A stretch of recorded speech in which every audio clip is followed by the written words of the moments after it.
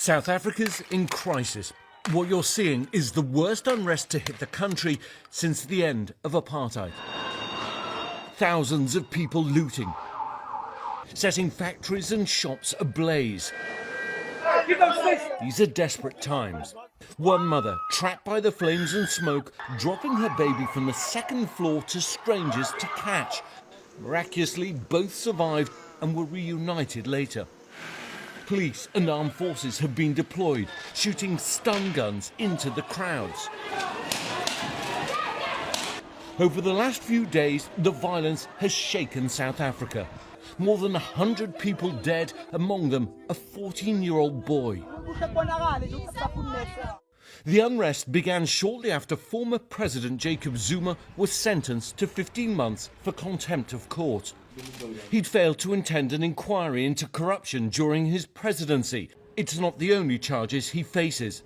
Zuma's on trial for racketeering, 2 counts of corruption and 12 counts of fraud. The 79-year-old denies the allegations, but during his term, he was also accused of using taxpayer money to fund home renovations to the tune of $23 million. He was ordered to pay back some of the costs, but still denied any wrongdoing.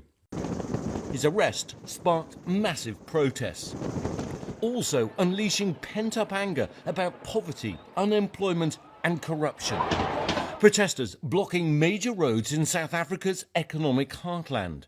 Moletsi Mbeki is the brother of Thabo Mbeki, the man who succeeded Mandela and a leading political analyst. So there's been this massive growth in inequality amongst the blacks in South Africa.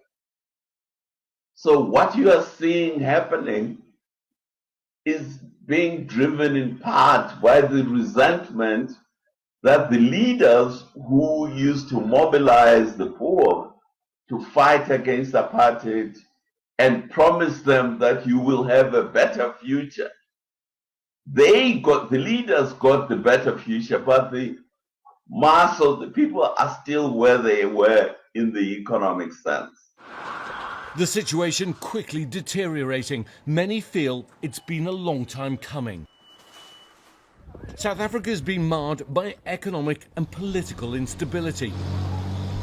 It was the ANC, the African National Congress, that led the struggle for liberation from the tyranny of apartheid. Like Nelson Mandela, Jacob Zuma was a hero of that fight. But today, he and his party are accused of being at the heart of the country's problems, riddled with corruption. In 2019, the World Bank saying South Africa was the most unequal country in the world, where 20% of people control 70% of resources. But Zuma has a loyal group of supporters who say he's advocated for providing opportunities for poor rural residents. His supporters are largely Zulu, South Africa's largest ethnic group, and the riots took place in their backyard. See the mess. This business owner was opened for 12 years. It took just one day to tear it all down. I'm finished with anger. I'm very disappointed. I had the little bit of hope I had for a black man is finished. It's finished. I'm born here. I'm running the business here. I'm helping the community here. And this is the thank you. The government now deploying more than 25,000 troops to quell the unrest. The people in South Africa's 2 most populated provinces are already feeling the toll, with the grocery stores ransacked and oil refineries shut down. Lines of cars form as people struggle to get enough food and gasoline.